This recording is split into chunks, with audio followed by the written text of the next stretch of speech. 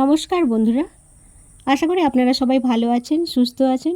রোজকার মতো আবারও হাজির হয়েছি নতুন একটি রেসিপি নিয়ে, তাই কেউ স্কিপ না করে পুরো ভিডিও দেখতে থাকুন। আমি আজকের রেসিপির জন্যে দেখুন বড় সাইজের 3টি আলু নিয়েছি। আজকে আমি রেসিপিটি আলু সেদ্ধ করার ঝামেলা ছাড়াই বানাবো এবং এই খাবারটি খুবই মুচমুচে এবং এতটাই টেস্টি যে বাচ্চা থেকে বড় সবাই খুব মজা করে খাবে।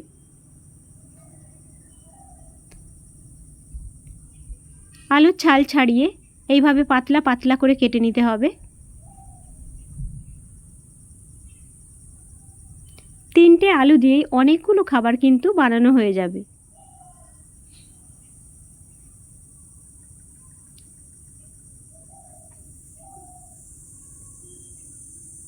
এইভাবে ধীরে ধীরে পাতলা পাতলা করে কেটে নিতে হবে, খুব সরু সরু করে।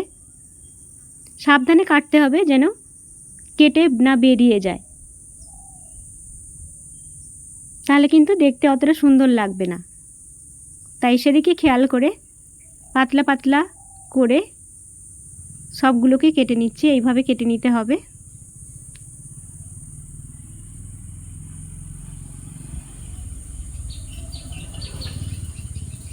আলুগুলো কাটা হয়েছে। প্রথমেই আমি আলুগুলো গোটা অবস্থায় ধুয়ে নিয়েছিলাম, আবারও একবার আমি এগুলো ধুয়ে নিচ্ছি।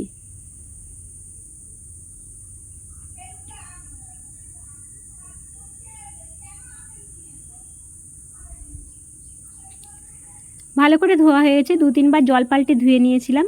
এবার একটি বড় পাত্রে খানিকটা জল দিয়ে নিচ্ছি। এবার এতে দিয়ে দেব 3 চামচ লবণ। লবণটা একটু বেশিই দেব। এইবার ওতে আমি সমস্ত আলুগুলো দিয়ে দেব। এবার ভালো করে লবণটা একটু জলে গুলে নিচ্ছি। মিনিট 10 এইভাবে জলের মধ্যে আলুটা ডুবে থাকবে, তার ফলে আলুগুলো কিন্তু নেতিয়ে যাবে, একবারে নরম হয়ে যাবে আলুগুলো। আলুগুলোকে কেটে মিনিট 10 আমি লবণ জলে ডুবিয়ে রেখেছিলাম। এইবার আমি এক এক করে আলুগুলোকে এবার ছেঁকে নিচ্ছি। একটা ঢাকাতে ছেঁকে নিচ্ছি যাতে জলগুলো সব ঝরে যায়। আলুগুলো লবণ জলে ডুবিয়ে রাখার ফলে বেশ সুন্দরভাবে নেতিয়ে গেছে। এবার আলুগুলোকে ঢাকার গায়ে ভালো করে মিলে দিতে হবে যাতে করে সব জল ঝরে যায়। এপাশে আমি একটা পাত্রে খানিকটা নিয়ে নিয়েছি কর্নফ্লাওয়ার। এতে এবার দিয়ে দিলাম 1 চামচ চাট মশলা, আর 1 চামচ দিয়ে দিলাম চাট মশলা আরেক ধরনের। বাজারে অনেক ধরনের চাট মশলা পাওয়া যায়, আমি 2 রকমের চাট মশলা দিলাম। আর দিয়ে দিলাম লঙ্কা গুঁড়ো। লঙ্কা গুঁড়ো আমি 1/2 চামচের মতো দিলাম, খুব বেশি দিলাম না, কেননা এই লঙ্কাটা খুব ঝাল, তাই আমি একটু কম দিলাম। এবার সমস্ত শুকনো উপকরণগুলো খুব ভালো করে মিশিয়ে নিচ্ছি।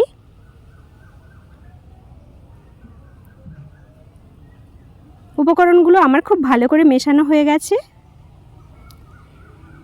এপাশে আলুগুলো আমি যে জল ঝরতে দিয়েছিলাম, জলটা বেশ ঝরে গিয়েছে। এবার এক এক করে আলু নিয়ে ওই কর্নফ্লাওয়ারে ভালো করে কোট করে নিতে হবে।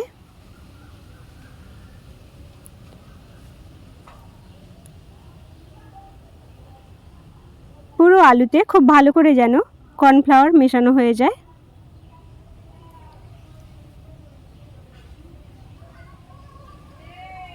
খুব ভালো করে এইভাবে দেখুন এক এক করে সমস্ত আলুর খাবারগুলোতে কর্নফ্লাওয়ার ভালো করে খুব ভালো করে মিশিয়ে নিচ্ছি।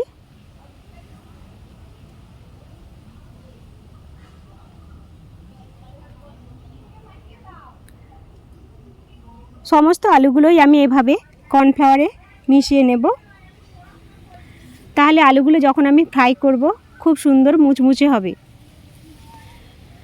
সমস্ত আলু এভাবে আমি কর্নফ্লাওয়ারে কোট করে নিয়েছি। এবার একটা কড়াই চাপিয়ে খানিকটা রিফাইন তেল দিয়ে দিয়েছি। তেলটা ভালো করে গরম হলে লো টু মিডিয়াম ফ্লেমে এগুলোকে ভালো করে ভেজে নিতে হবে।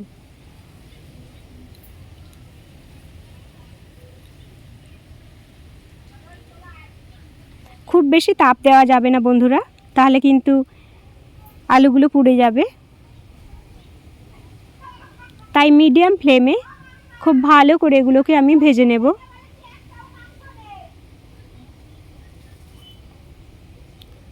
এইভাবে আলুর খাবারগুলি কিন্তু খুব মুচমুচে হয় এবং খেতেও খুব সুন্দর টেস্টি হয়।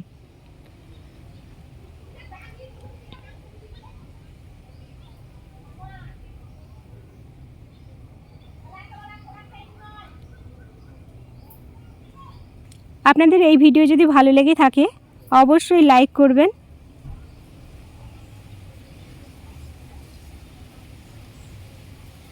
উল্টে পাল্টে সমস্ত খাবারগুলিকে খুব ভালো করে ভেজে নিতে হবে।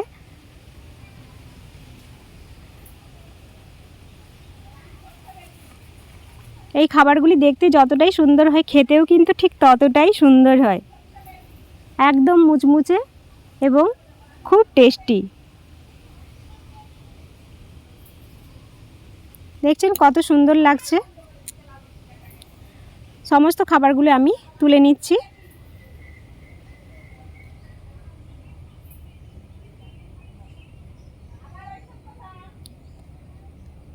এরপরে বাকি খাবারগুলোকেও ঠিক আমি একইভাবে ভেজে নেব। বিকেলে চায়ের সাথে বা বাচ্চারা বায়না করলে এইভাবে আলুর চিপস বানিয়ে দিতে পারেন। আলুর এই খাবারগুলো দারুণ টেস্টি হয়, বাচ্চা থেকে বড় সবার খুব প্রিয়। ভাজা হয়ে গিয়েছে, এবার এতে সামান্য একটু বিট লবণ দিয়ে দিলাম আর অর্ধেকটা লেবু রস দিয়ে দিলাম। এতে করে গন্ধটাও খুব সুন্দর হয় আর খেতেও খুব ভালো লাগে। আপনাদের কাছে যদি আমচুর পাউডার থাকে আমচুর পাউডারটিও কিন্তু মিশিয়ে দিতে পারেন, আর না থাকলে এভাবে একটু লেবুর রস দিয়ে করে নিতে পারেন। আওয়াজ শুনেই বুঝতে পারছেন খাবারগুলি কতটা মুচমুচে হয়েছে।